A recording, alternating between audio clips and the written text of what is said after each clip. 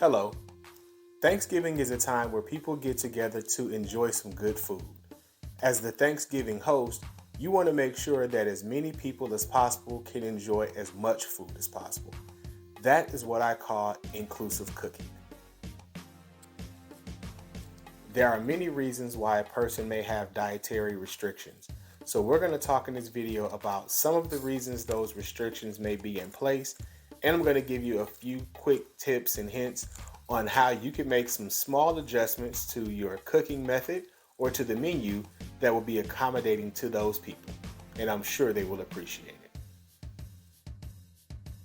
Some of the people in your family are dealing with hypertension, aka high blood pressure. Using compound seasonings like Lowry's or Tony's are very tasty, but they contain a lot of sodium. So when you're adding these seasonings to every dish, it compounds the salt intake.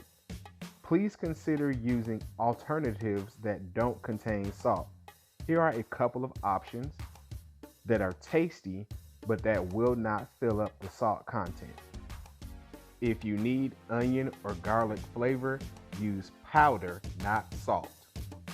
Buy your broth with low or no sodium. Some of your guests may not eat pork.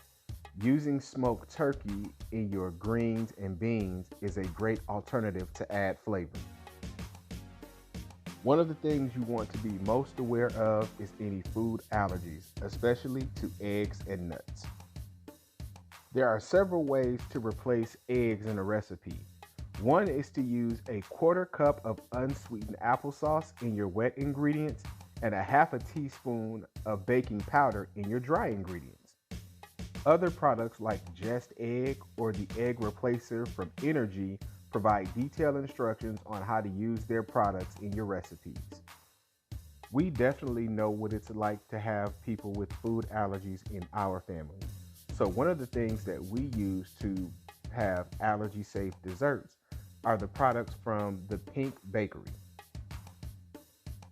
We've used several of their products at family functions and they are always a hit. And the great thing is they're easy to follow instructions and they produce very tasty results.